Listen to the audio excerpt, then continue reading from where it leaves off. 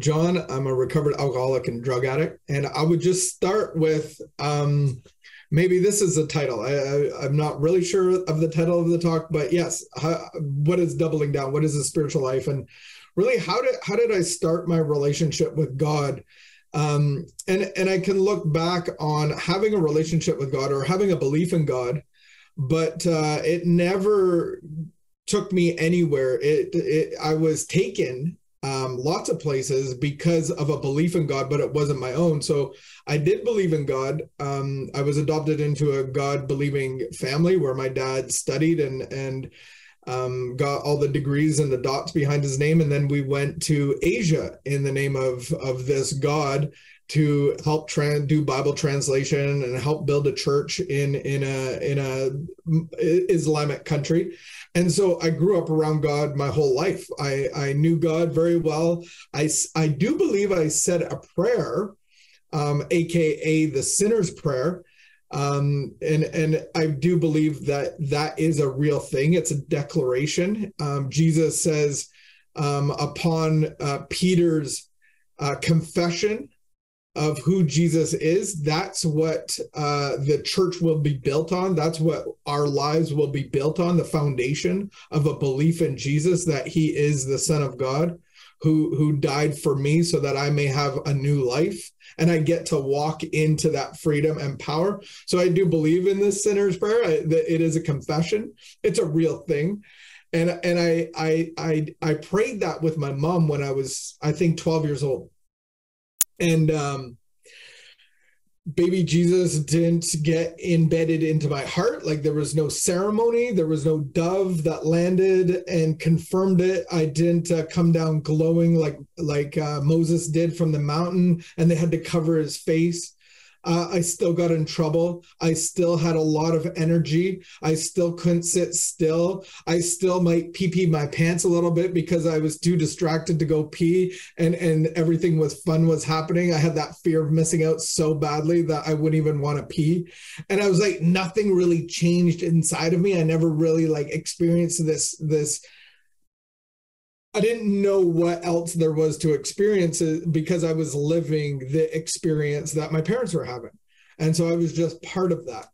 And so how did my relationship with God actually start? And then how did it grow into what it is today?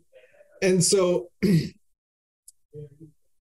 I didn't have a relationship with God until I started having a problem. And so I didn't know I had a problem until I had no other options. So my problem all started with what I would call being irritable, restless, discontented. And I've always had that. I have a miniature pinscher, very untrainable dog. And it just does what it wants. It's more cat-like than dog. And it loves to be comfortable. It's kind of a lap dog, but doesn't want to be controlled on your lap, so it'll sit next to you. But what it does is go around and around, and then it's like she's going to land, and then it's like, no. And she uses her nose to spread out the blanket a little more, and then she goes around and around and around, and you're like, and she does this under the TV, so you're watching the TV, and you're like, okay, this time. No, this time, just lay down. And she keeps doing this. And that's what was in my heart and my head my whole entire life. Like, I was born with that. And so and here's a description of it on page 52 of the Big Book of Alcoholics Anonymous. This is really the problem that I need God for. The way that I solved this problem when I hit grade 10 and 11 was through alcohol and drugs. So I was looking for a solution for this problem my whole entire life. I had this thing going on inside of me that I needed it to be quiet. I needed it to be comforted. I needed it to stop putting pressure on me and tension on me and all of the things inside of me that was weighty and heavy and just time consuming. I just needed peace. I needed comfort. I needed a solution. And so this is what the problem is determined. I had to ask myself, why shouldn't I apply our human problems to the same readiness to change my point of view? So what I needed was a different point of view. And I'll go back to that for the need of a solution. So I had a point of view that I had this problem, and I found a solution that worked. And this is what the problem was. Was I having trouble with personal relationships? All of my relationships. Was I just taking? Was I just consuming? My relationships with board games, my relationship with my phone, my relationship with other kids. Was I in competition with them? Did I treat every person fairly and equally? Was I there to give and pour into the relationships? Or was I so needy? I just needed everything in every relationship. I needed you to accept me. I needed you to notice me. I needed you to affirm me, all of those things. And yet I was looking for something that I couldn't receive. Ultimately, I was looking for you to love me. And it was something that I couldn't even receive because I hadn't received it from God yet.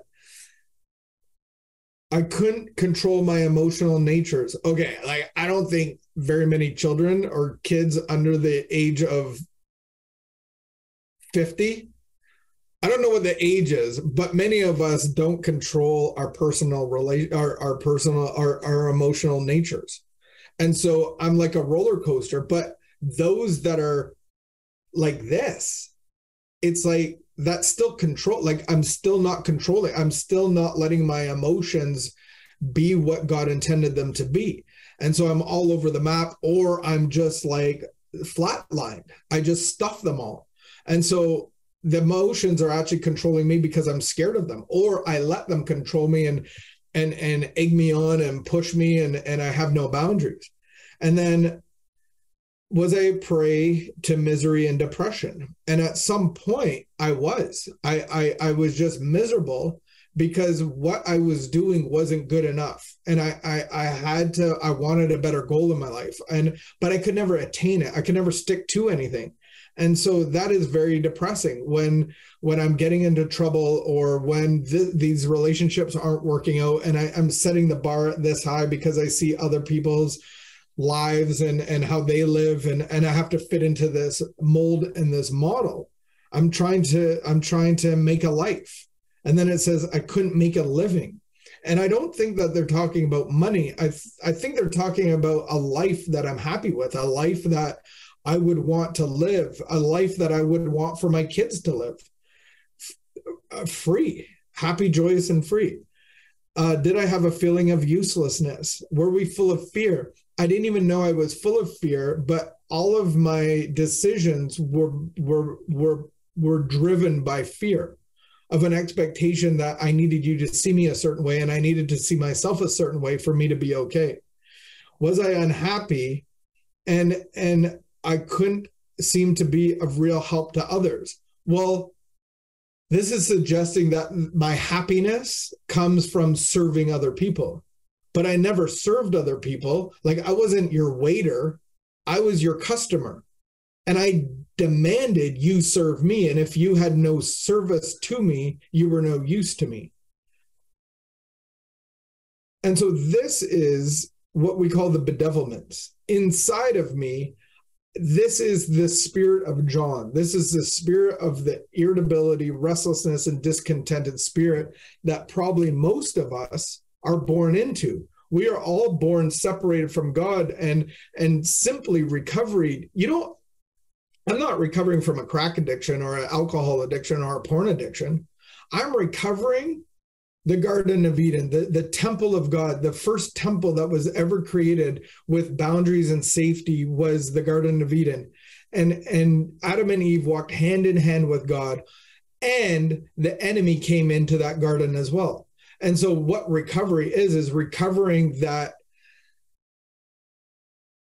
illuminated experience that I can be hand in hand with God in the temple of my heart. And that's what God wants. He wants our heart.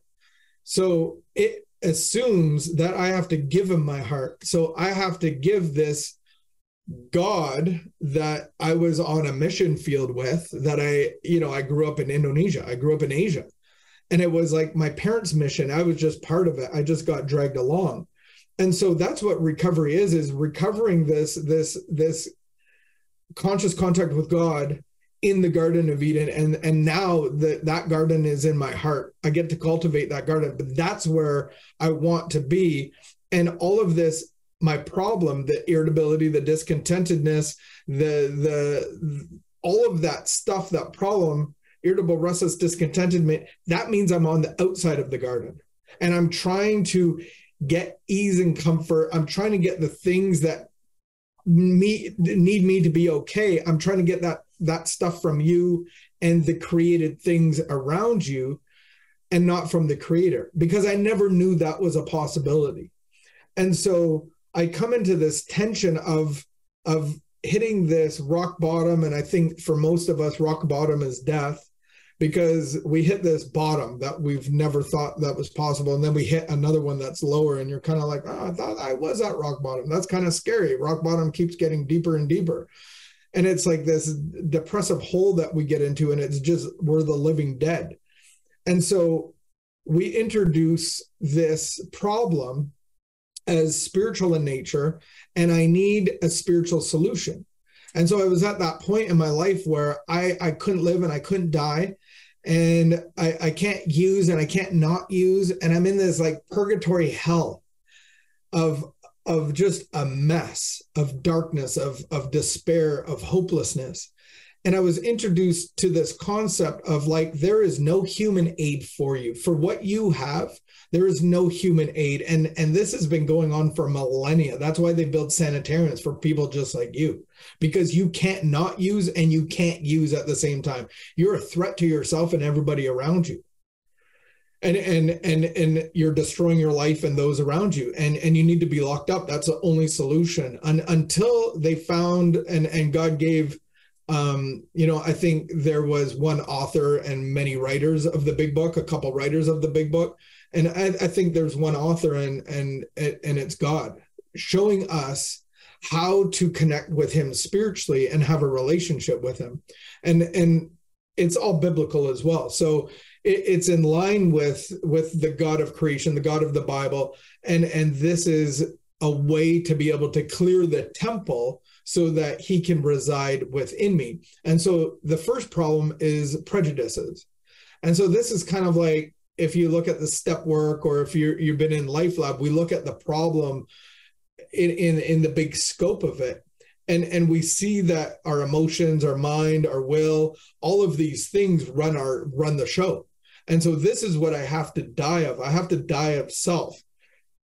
And then I have to walk in faith. I have to give my faith to God to receive power over the things that control me in my life. I have to hand it all over to God and accept his power inside, but I have to clear the temple first.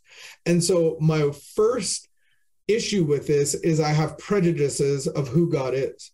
And I've worked with many men over the last 15 years. And the hardest men to work with are Christians, are the ones that already have a belief in God. It's very limiting because they don't believe that God can actually set them free, or they have Sunday school Jesus, or they have whatever it is. This, one of the issues that I faced in my prejudice was that I truly believed that if a person gives his life to God, then God's going to just make it like you're going to be a librarian for the rest of your life. You're going to be a monk. You're going to be a missionary. Like, that's what I grew up with.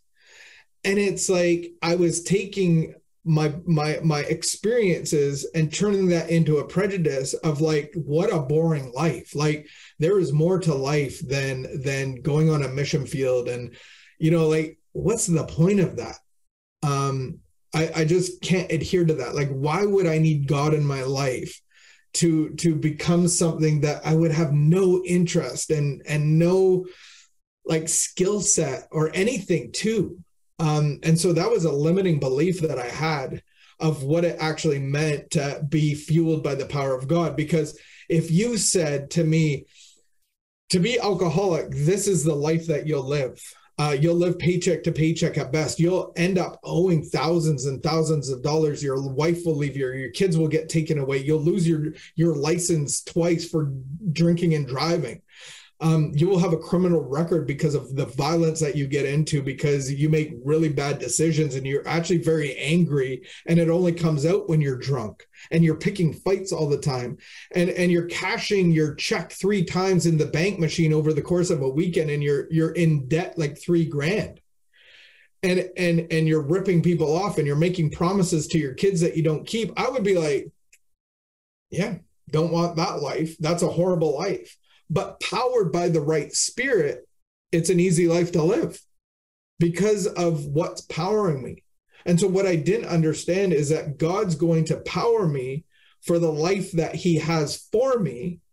And it's going to be a better life than I can imagine because I'm being powered by his spirit, not the spirit of alcohol. So that's what I need to come into trade with. And I have to smash my prejudices. So first I ask, what are my prejudices? And then where did I get that idea from? And if you're looking into this kind of assignment, I would find it on page 45 of the big book of Alcoholics Anonymous at the bottom. It's just saying, like, I know how you feel about this God thing. You have this spiritual problem and you need a spiritual solution. And we're going to introduce you to God. And you're like, oh, crap. Like, what would that do? Like, I was at a homeless shelter and they presented me with this. And I was like, I don't see the correlation of me being at a homeless shelter and getting out of here to God. Like, I just don't understand that. Like, why would you, like, I'm sure there's medication. I'm sure that you guys have therapists and maybe some acupuncture and like all the things to get me out of here. But what's God have to do with it? Like, I got to go to church. Like, that never did anything for me. Sunday school. Like, I did the sword drills. I did Bible trivia. Like, I grew up as a missionary because my dad was a pastor. I'm missing something. Like, why are you suggesting this? And so on page 45, it talks about that, where we've already shared this honest doubt and prejudice. Like, we have doubts and prejudices. Some of us have been violently anti-religious. To others, the word God brought up in a particular idea of him with which someone had tried to impress on me through childhood. Perhaps we rejected this particular conception because it seemed inadequate. With that rejection, we imagined that we had abandoned the God idea entirely. So I have to ask myself, what are my prejudices? What are my limiting beliefs? Where did the idea come from? And is it true or false? And what are the external excuses that I'm using? And then I need to incorporate a prayer, which I call the set aside prayer. Just look it up, Google set aside prayer. And that's a prayer that I need to be praying every day. It says, set aside everything I think I know for open mind and a new experience. And that's what I have to die of, these old experiences. I have to like die of this old self of mine. And so it's interesting because I have to understand that the problem that I have is spiritual and the solution is spiritual, and that solution is being powered and fueled by God, and understanding that I've been playing God my whole life. So this concept of God that we can construct is my employer, my principal. So like not a headmaster at a school, but a principal. So like an insurance company, like I'm a representation, I'm an agent to that company, and then director, and then father. So those are the things that I did to survive my whole life. I chose where I employed myself. No one could tell me what to do. I was self-directed. I was my own representation. And I didn't let anybody father me because I was a rebellious teenager. And so now I have to give this job to God. So this is what I have to smash. These are the prejudices. And so many conversations that I have with guys that relapse is like, they often say, well, I have to make a living. And I'm like, if you haven't figured out how to make a living right now, I don't think like you're 40 or 50 years old. I don't think now is the time to figure that one out. I think you need to be employed by God. And if he chooses to pay you, like he knows your needs. These are like some massive prejudices that I have to smash. So in the big book, it always gives us some encouragement. It says, in two spots, it says, are you willing to go to any lengths to have this relationship with God? And it says that either God is everything or he's nothing. Either God will or he won't. There's no half measure. And so I have to give my whole life to God, all of it. And then it repeats and repeats and it repeats 48 times about action. A good employer, a good director, a good principal, and a good father are going to give you commands. I'll use that word. Something to obey. And as I walk in obedience, the power of God starts to transform my heart. And so for me, one of those things was finances and employment. And I was doing my old job. I got back into my old trade after I finished court treatment in 2005. And God started changing my heart to make it look like this is death. Like, I don't even want to be in this equipment, running equipment. And God changed my heart that I just didn't want to do that anymore. And so then I was willing to go volunteer every day. I just kept myself busy like I had a full-time job and volunteered. And out of that, I got a job working with guys with mental illness and got me in the door for addiction services. And it's like God equipped me. He changed my heart and then equipped me for what he was calling me to do. But I have to buy into the fact that God is everything or he's nothing. And so how do I let God be God? Well, I have to come under the observation that I played God. And so we go through the requirements of turning my life and my will over to the care of God by doing inventory.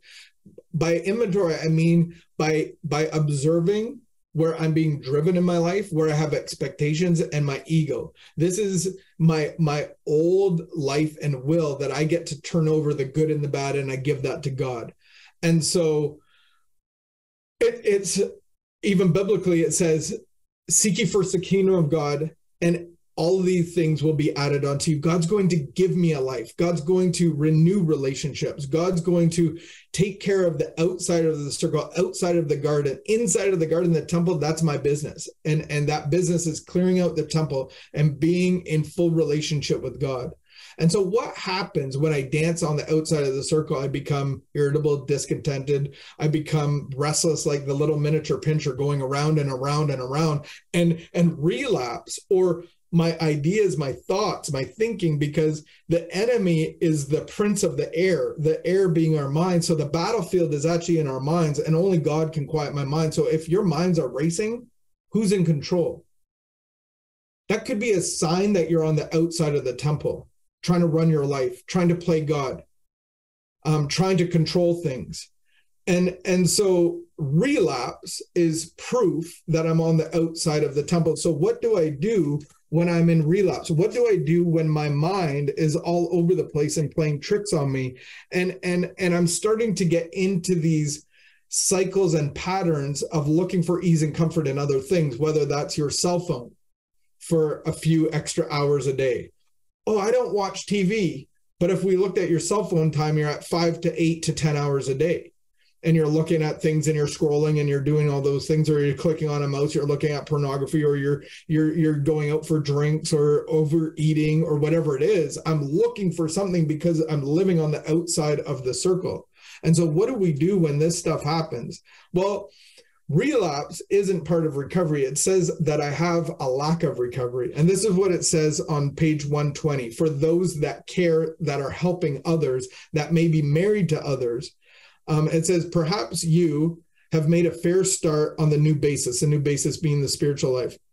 But just as things are going beautifully, you dismay everybody by coming home hammered, by clicking on the mouse, by overeating, whatever it is, you have this relapse. If we are all satisfied that you really want to get over the thing that's enslaving you, we need not to be alarmed. Though it is indefinitely better that we have no relapse at all, as it is true with many of our men, it by no means can be a bad thing in some cases, because it can actually be a warning shot to tell us we're on the outside of the circle.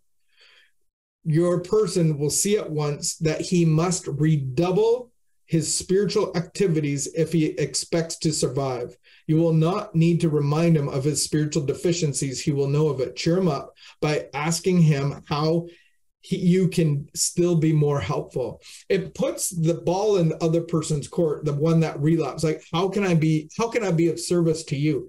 And it's like, I have to realize that what I was doing was causing me to be on the outside of the circle. I'm controlling and manipulating, and there's tension and anxiety from that because I'm trying to run my life.